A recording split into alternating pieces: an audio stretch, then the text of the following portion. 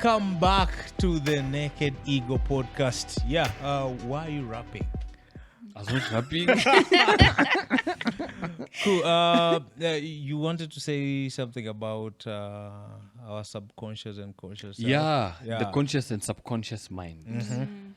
Okay, first I'll take it to... There's something you mentioned about gut, the gut feeling. Yeah. My personal experience, because I've had a long journey with anxiety. Yeah. So people will always tell you, trust your gut feeling. It would never lie to you. Which is not true.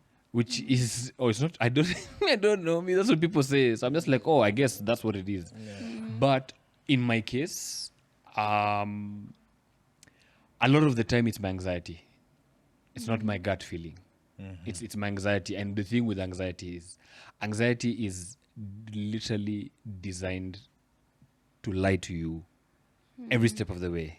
You know? So that time now someone's telling you, like, maybe it's just your gut. I'm like, no, it's not my gut. Because sometimes it's your anxiety that gets you away from certain situations. And then, okay, like for me, it's gotten me out of certain situations. And then later on I realized, but that situation was not a threat. There was nothing wrong with it. Yeah. Like everything, all the parties concerned were okay. Cool. But anyway, so I was to talk about the conscious and subconscious minds. Yeah. In 2017, I came across an image online. And it was just of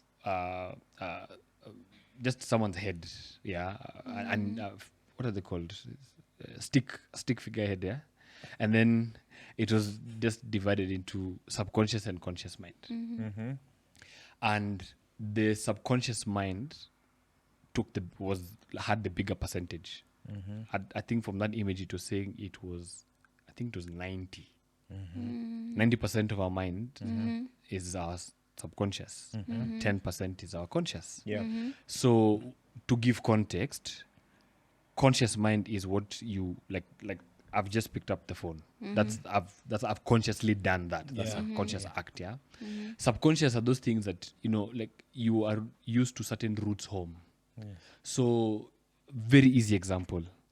You go out to the club, you drink, you are driving home. When you wake up, you don't remember how you got home. But there's this running joke that people usually say. Gari najua nyumbani.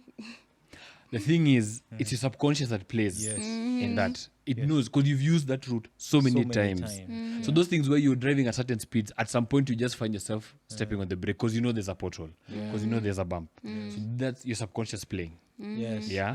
But now when something happens, like in the moment, that's when your conscious mind now comes in. So like, let's say a boda comes out of nowhere and you have to swerve. That's your conscious mind that has come into play. So when I saw this, and I was like, it blew my mind, because I always thought it would have been the other way around. The conscious mind is what carries the day, but it's a subconscious. Now, talking about subconscious and conscious, while you are talking to us, were you conscious about your hand movement? No. So that's subconscious Exactly. also. Now, for people who have been watching, that's a subconscious move.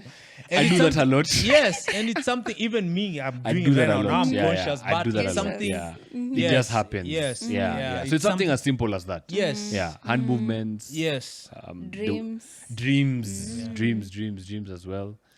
So I read somewhere, I don't know if it's online, but it say that when you have patterns, like patterns, especially not patterns, routines, it's good for you. I don't know. Would you want to comment about that? Yeah, because now the subconscious gets used to it, and it keeps on reminding you. Yeah, now you stick to that routine because your subconscious now gets used to it. And I think that's so true. Like for me, I have a certain routine that I do every day, every morning. Yes. And every time I skip or something changes, I struggle. And I struggle a lot with transitions, or I take a lot of time to try and figure out what I need to be doing next and all that. So I waste a lot of time. But if I wake up exactly at at a specific time or around a specific time that I wake up, everything just flows. Yeah. Or even things like you have an alarm for 6 a.m. But because you're so used to waking up at 6 a.m., you find at some point you wake up before the alarm. Yeah. Yes. That's yes. that again. That That's the routine setting, subconscious. subconscious. Your body already knows Yes. it's about time to just amka tu. Yes. You know, tusianze kudelay vitu, amka tu. Or you have an alarm and you never wake up immediately when your alarm goes off. So you wake up 30 minutes and it becomes a pattern, right? Yes. Like I've been in a relationship with somebody who never woke up when the alarm went off. She always She'd sleep through it. Yes, like 30 minutes, 1 hour later, that's when she would wake up. Wow. And she kept saying she has planned to wake up when the alarm went off, but she never did. And at that time when she woke up, she would do everything and be ready and get to work early. You get it? Yeah. So I think she has a talent. Yes, I don't know. No, the human brain is powerful. yeah. It is. It is. It's powerful, and the subconscious comes out in so many ways. So the things we get to deal with while we are moving on with life and like don't face them, they are stuck in the subconscious. So they come out with anxiety. They come out with these flashbacks, these nightmares. So they come out because they're stuck in the subconscious. And that's why therapy is a way to expose you to the reality, what you didn't face. So you face it actually and like release it from your subconscious. What's the value of trying to be conscious most of the time? What's the value in that? It's almost impossible to be conscious all Yeah, the it's time. the question is, for example, okay, me holding my neck, it's a subconscious thing. But now that I've mentioned, it's a conscious. Now I'm trying to pay attention to each and every movement. Yes. As much as I'm looking at you, I'm trying to also look at Edgar and try and see, okay, the shape of your head. You're crossing your legs and all that. Yeah. And as much as I'm doing that, I'm paying attention to the fact that I'm pressing my leg onto this cushion and all that. What's the value in that? Yeah. Well, it has its negatives mostly, because now you'd be facing things like obsessive compulsive disorder, because now when you're conscious about your hand being here, you'll keep on trying to avoid, and it will become repetitive to a point that it might become a disorder. So it's so when it's repetitive, it now becomes a disorder. And Okay. You learn something new every day. every day. Today's episode has been brought to you by our partner here at Istiqbal Home Furniture. Hey. Okay, maybe I would ask this. What has been... Have you had a personal experience with trauma that you are comfortable sharing? Yeah. Yeah. So as psychologists, we are required to be on therapy always. And I started facing my trauma just because I had to deal with it, and because I was handling people to avoid triggers. And also I was born in an abusive family. My dad was abusive. He was an alcoholic, and he would come back in the evening very late. I was a daddy's girl, so I would stay. I would wait for him to come back. And coming back, he would ignore us, my sister and I, and he would cause chaos in the house. Okay. So he would start with, why are we sleeping on the couch? And yet you're waiting for him. And then now attack my mom. Why did she leave us sleep there? And then it really affected us to a point. Now I got into flight myself. I decided to leave our home and go and live with my aunt. Okay. And this was an eye-opening for my mom, Yeah. because now she noticed that we are not okay. My sister was dropping out of school. She was becoming truant. So she noticed and decided to leave the marriage. Hey. And Okay. So you went to your auntie's place. What was the what happened? What happened? Yeah, like how's your How's your the experience at your auntie's? Like, was it a better place to stay? Were you treated better? Or was it, you know, that these situations where you find, like, you go and live with a relative and then your relative treats you just as bad or worse than your parents.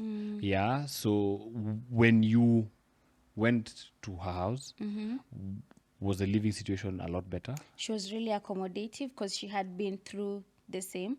Right. She had been abused also by her husband, and she had just left her marriage. Uh-huh. And she was actually very accommodative. She brought me up as she brought her children, so I didn't really feel the struggles of living with a relative. She didn't have a child. She did. She She had- did. She had children. Okay. Were the kids, how did she navigate the introduction, your introduction into now that family setup? Because sometimes, you know, kids also get very overprotective over their own. So it's sasa huwa amekuja, sasa atalala kwa room yangu, sasa atavaa nguo zangu, sasa atawatch TV yetu. You know, those type of things. We get very protective of our people and our belongings. Did she introduce you in a way where now her kids also took you in as one of their own and you know, sort of just nurture that with you guys? So we were brought up together already. We grew up together, and we used to have holidays together. So by the time I was joining them, it was a plus for them. But she outrightly punished them for any instances where she felt I was being treated unfairly. I remember one time one of my cousins told me, we umekuja hapa, umekuja kutuchukulia mama, and she was punished. She was punished. Good one. Yeah, so I felt loved, I felt appreciated. Yeah. And I think it was a good decision because it helped me somehow, my flight. And Yes. it helped to open my mom's eyes because now she actually felt the need to move. So your mom also moved out of you. Yeah, she moved out of the marriage. So they separated with my dad. Okay. I'll confess that there's a little bit of envy I have, but Confess. no, because my mom never left. Yeah. Okay. My mom never left. I remember an instance in class 7. I remember telling her that let's go. Let's just go. I mean, let's go. And the reason why I was telling her we go, at that young age, I was still able to discern and tell her that there's so much noise In here. There's always a lot of, and the noise was not constructive noise. Yeah. It was not like music playing that you enjoyed. It was people arguing, people talking over each other, which were now the two parents. But she never did. And a lot of the time it was always pegged on, I'm staying because of you and your sister. But that was also that was a lot to be put on. Like, I mean, thinking back at it, I'm just like, yeah, that was a lot to be put on, because you staying because of me, it's like it's like almost, it's like you're being faulted in a way, because it was clear that the setup was not healthy. Yeah. Meaning the marriage. But so that I'm just saying, like, yeah, I just have a bit of envy, because for people who, a lot of stories of even people I know, for example, from the past, who got into the situation where the parents separated. Yeah. There was a lot of like sigh of relief. They were more wholesome, they were more peaceful with themselves. They didn't have to deal with a lot of stuff. If you flee from a toxic space, you'll always experience that. Yeah. And also talking about for those who never have the gut or the opportunity to flee, I think it also plays there is also a lot that comes in terms of the environment. Like, for example, me watching my elder sisters when they were married, my parents never created the room for them to come back when they were mistreated or when they were having issues in their marriage. Yeah, like my parents kept saying, we stuck together all these years. you should do this. Yeah, you should do the same. My parents were talking about, it's a marriage. You need to pray. Yeah, and you see, if for example my sister only has our home as the only place she can run to, and that place that she would want to flee to is already closed, like there's no opportunity to go to that space, then you find yourself sticking in there. You might subconsciously try and look for another excuse and say maybe it's the kids, or maybe it's the marriage itself. But I feel like we as the people in our spaces, we need to give our sisters, our mothers, that space.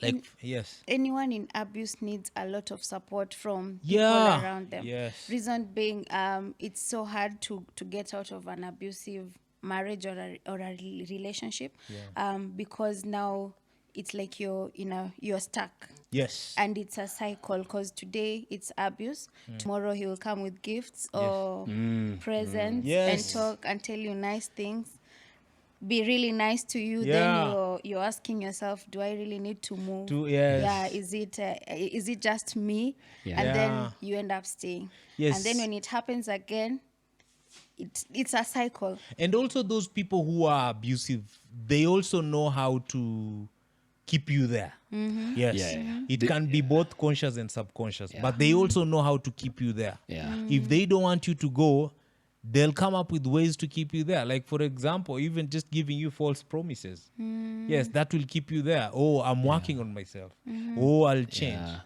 I've started talking to the pastor. There are those two small things that keep you there. They play into your psyche. Yes. They play into your psyche, because abusers also, they learn their victims. True. They learn their victims in and out. Yes. Perhaps better than the victims know themselves. Very. And then they make themselves the center of everything. Yes. So it's okay. Things like when they sort of like break you down first, and then they build you up to the spec that they want. So that at the end of the day, you never leave them. Yes. So you'll be told all those abusive things, even if you left, where would you go? I'm the one who would marry such a woman. The typical thing that men do, so I'd say, think of the support I give think you. of the support I give you, look at the house I've built you, look at the car you're driving, look at the clothes you're wearing. Who gives you that money? It's me who gives you that money, which other, now you'll be a divorcee with 3 kids. Who will marry a woman with 3 kids? Those type of things. And then it plays into your psyche, thinking that, okay, damn, like I don't think anyone would look at me because I'm here, I have 3 kids, I'm much older, who would want to marry a much older lady, and those things like that. And then they do something really bad, and they do several really good things, and then you get some hope. Maybe things can get better. I think he can change. He can change. And then your friends are telling you, like, no, you don't know him the way I do. I know he can. Because now you start telling your friends that now it's you talking with conviction. It's no longer now your man. Your man has done his bit. Now he has already sold you. He sold you. Yes. Now you're the messenger. Now you're the messenger. So now you become the A student. Yes. I know him. You don't know him the way I do. Yes. And then you get comfortable. Get comfortable, and then something bad happens. A few other things bad happens. And then now when you're trying to go, you can't go. But I think we now need to get into conversations of things like, we've talked about trauma, and trauma there's so much that you can talk about. But we now get into conversations of healing.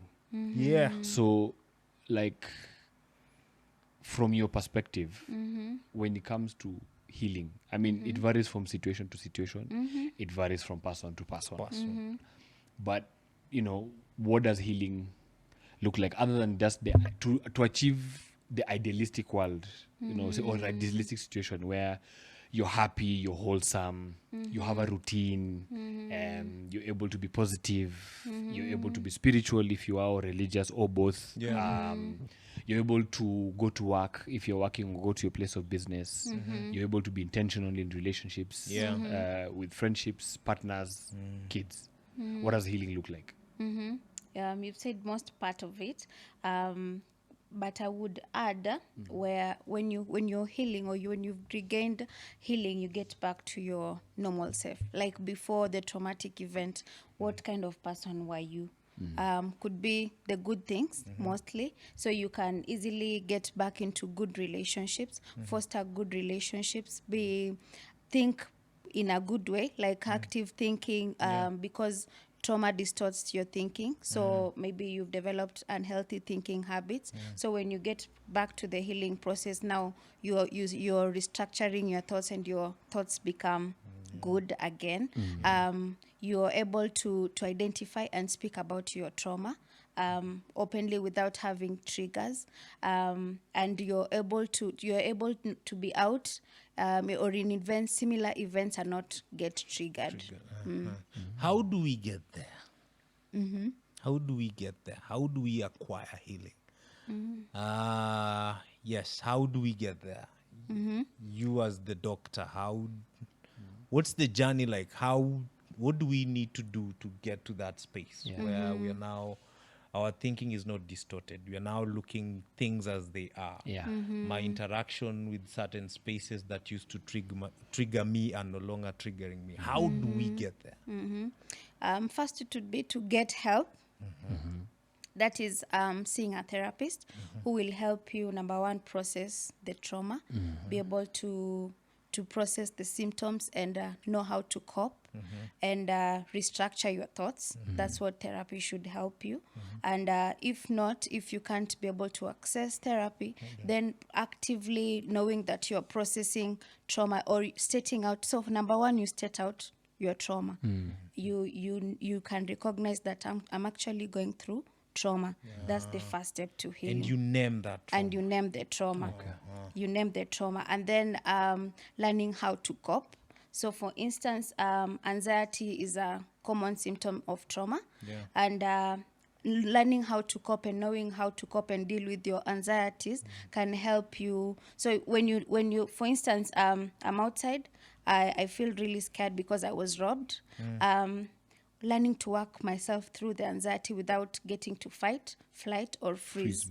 Like talking to myself, calming myself down, and working myself through the anxiety is a good way to help you, like get to healing. Also, journaling is a good way to be able to process and write down your thoughts, write down your thinking, express yourself, because it's important for you to express yourself and let the feelings out. It helps you to heal. Have you journaled before? Me? Yeah. I tried. Doesn't work with me. Didn't work with you? No. I can't. I'm not. I'm looking for a writer. Yeah, I've tried so many times. It just doesn't work. I keep losing track. I just don't have the motivation to go and sit down and do that. But I think a lot, and I entertain different thoughts. Yes, I entertain worse thoughts, good thoughts, what I'm feeling. I can just sit down and compartmentalize everything and just process each and every, like what I'm feeling, what the extreme of both events. Okay. Yes, I think I work better that way. I just go into that thought, those emotions, and figure a way out. And also sometimes I don't really know how to, but I just expose myself in those environments. And I think I'm very aware. And I pay attention a lot to how I respond to certain things. Yeah, like for example, if I've been in this space and it has caused me to respond in this matter, and probably how I responded I didn't like, or probably it caused some sense of discomfort, of pain or something. Yeah. Or probably I just wanted to flee. Yeah. Or maybe I froze, or I wanted to fight back. So next time I'm going back there, I'll go back in that environment with the mentality of I'm trying to really pay attention in that space. What really cost? Is it something that is in that space, or was it somebody in that space? There are different things that I try to process. And identify and stuff. Yes, I try. Yes, I do that a lot. And I Grounding. Yes. So Grounding, yes, actually, yeah, that's the when one. Yes. you're in a traumatic event, you disassociate with the environment. Yeah. So as part of your healing journey, you can learn to ground yourself by associating with the environment. So for instance, you feel triggered, you feel anxious, you can look around you, name 5 things you can see, name 5 colors you can see, find grounding phrases, things you can say to yourself to calm yourself down, and just connect to the environment. A good way is through meditation. It helps you connect to the environment and is a key tool for healing. Yeah. And I meditate every morning. Okay, so if you don't generally meditate, okay, that's good. Yeah. That's And I think also for me, I try to also like, for example, if I get to a certain space and I'm feeling a negative emotion, I'll feel it for a period of time. When I get to a point where I can now deal with it, I'll always try to entertain either the opposite. For example, if I'm scared, I also try to entertain what would it feel like if I wouldn't be scared. I'm in this space. Like, I will start entertaining those thoughts differently. If it's not something dangerous, that is probably something is going to kill me in the immediate moment. So if I have time, I will do that. Yeah. That's good. I mean, that's a healthy skill to have. Yeah. That's a healthy skill to have and adopt when you're in such situations. Because, like, for me, I keep trying to compartmentalize stuff. I mean, I can rationally pick out situations, discern them, put them in boxes. But the issue is, like, for me, because of anxiety, and it's been with me from when I was 10. I didn't learn very early grounding techniques. Yeah. So I moved from acute to chronic to complex progressively and very quickly. And then the complex went on for so long before it was addressed.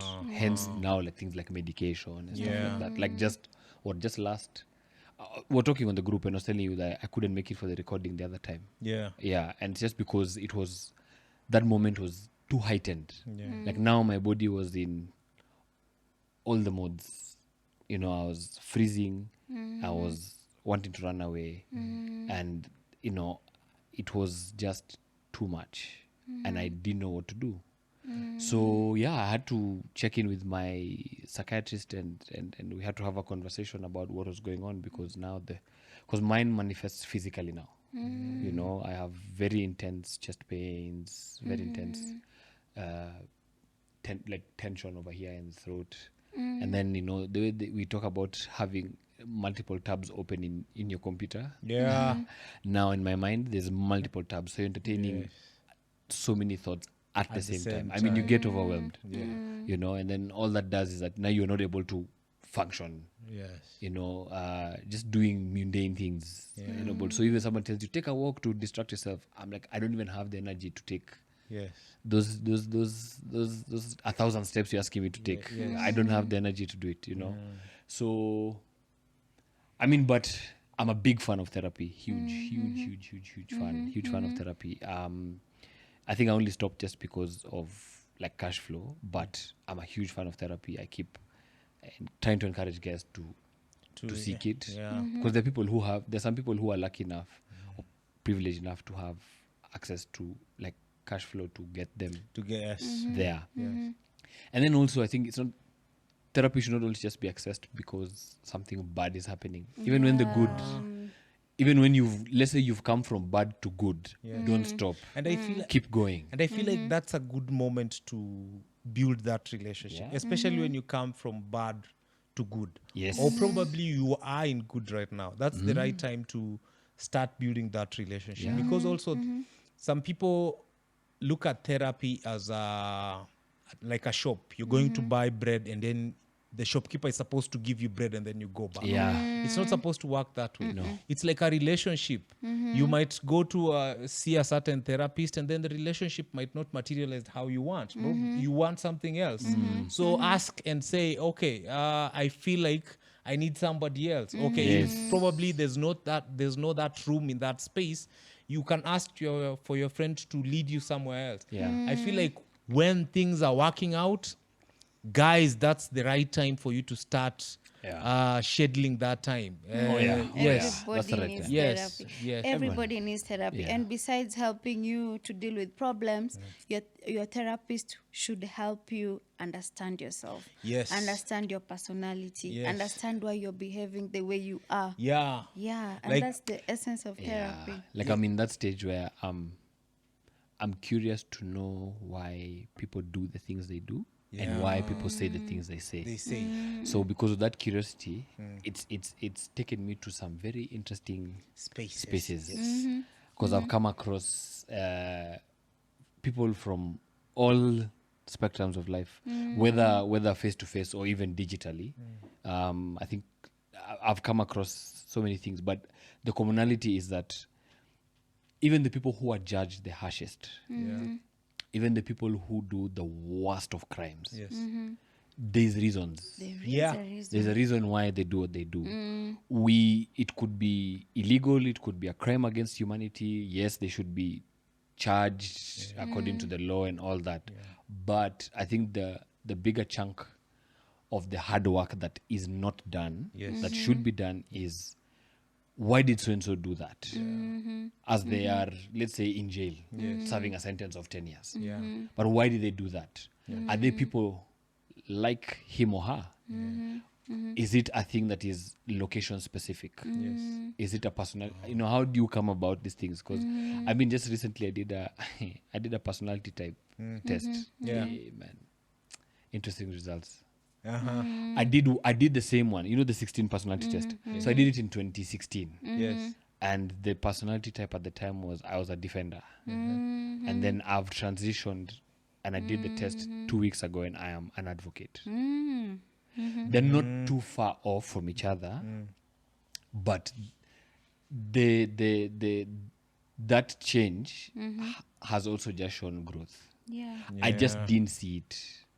I didn't see it as growth, but now when you talk with other people, tell you no, but wait, this what defender used to show, but this is what advocate is showing. This is a measure of growth, So, but there's a reason why I also don't see it as growth, because again, in our house, it was not celebrated enough, But and then now you realize that it's very easy to transfer it to someone else. True. So, like literally, I could see someone looking good, like they've dressed really well. I'll see it and I can notice it, but I may not say it immediately. And then after the fact, maybe we're doing like a recap. Oh, by the way, you looked really good today. But you see, after the fact, Yes. the impression was meant to be made, was for that moment when they show up, Yeah. But yeah. Talking of transferring, this incident that happened with the lady and the border guys. Okay. This was transferred trauma. Yes, that's transferred trauma. That's This an was example of transferred trauma. From who to who? So these border riders have a lot of things that they are facing. Yeah. And this lady being there was just a victim. Yeah. True. I get what you mean. Cops, how cops deal with civilians. Yeah. From their training to what they're exposed to, and then how they deal with Every us. time I hear cops, I just get tired, man. I just get tired. Yeah, there's just a lot that needs to be done, especially with the cops themselves, with the system and all that. They themselves, they are causing a lot of trauma, man. They are causing too much trauma every day. Yeah, so every time I hear of cops, I just get tired, man. I don't know what you're going to do. But yeah, anything else you would like to add on what you already said?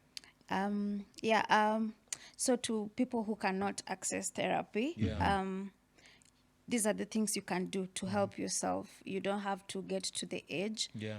Probably follow a psychologist who posts content, Follow this podcast. Talks about mental health. Yeah. Follow it, listen to it, listen to podcasts that can help you. Make available to yourself, make content available to yourself that can help you. Also have a support system and friends who can encourage you and steer you up.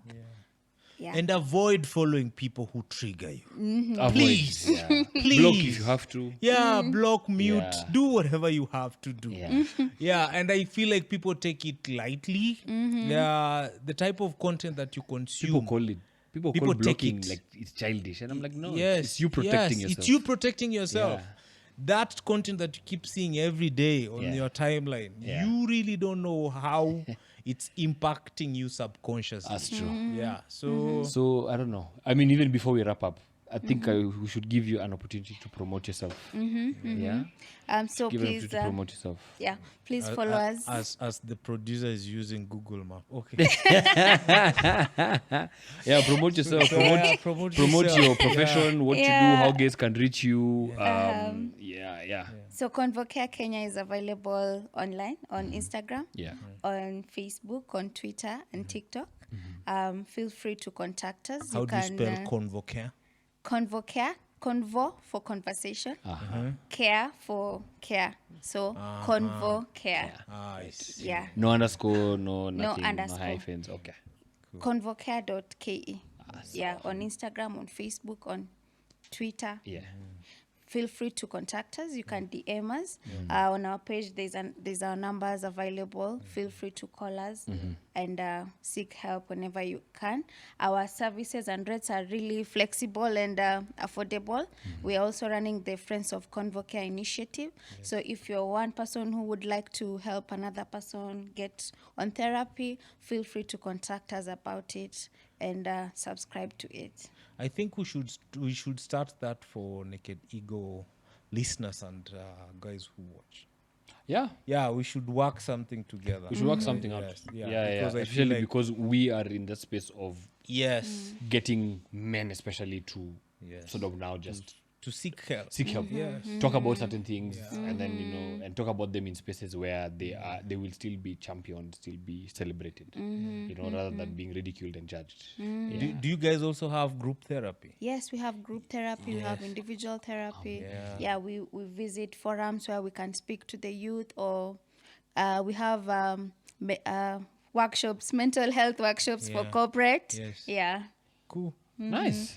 I think behind the scenes, I think we can work on something together. Yeah. We can. For our listeners and our viewers. Yeah. And before we wrap, I think for those who are listening or watching, we are encouraging people to ask us questions. Yes, we would like to hear and read what you guys think and what you would like us also to talk about. Yeah. So share topics, ask questions, make comments. Yes. We will indulge and engage. Yeah. Sawa. Yes. Cut it, bro. Any church announcement? Maybe a question shortly. From Maybe here- you should briefly help me understand why men do not come to therapy. Oh. Okay. Why do men? We'll let's have a sidebar chat. Yeah, let's have a sidebar chat just now. We'll have a sidebar chat. I think we should answer that before we close. You think? Yes. go ahead. It is to the displeasure of our producer. Yes, We shall disclaim, but it's fine. Yes. We shall honor Yeah. the lady's question. There's a lot of conditioning. The way we've been brought up, majority of us is even showing emotion, showing sadness is something that's frowned upon. Showing happiness or anger, fine, it could be celebrated, but showing sadness, it's mostly frowned upon. Also, it has been deemed to be gender exclusive, that sadness or being hurt or wanting to cry is gender exclusive to women, which is, of course, now that I know better, it is of course very false. Then also in our circles of men, you know, growing up, you go and you say you want to seek a therapist's help, and people would immediately look at you differently. It was a sign of weakness. It's a sign. People look at it as a sign of weakness. People then now come the comments of, you should be man enough. Just be man enough. You know, just take it like a man. Yes. But man, before man, it's you man. You know, we forget that we are human beings. We have emotions. You know, so it was, and you know, I think we always have this thing where we like to appease our group members. We want to be part of the group. We never want to be excluded. So to be part of the group, it sometimes will have us doing things that we shouldn't be doing. Which is like, you know, we need therapy, and we'll be like, nah, it's okay, let me just be man enough on this side.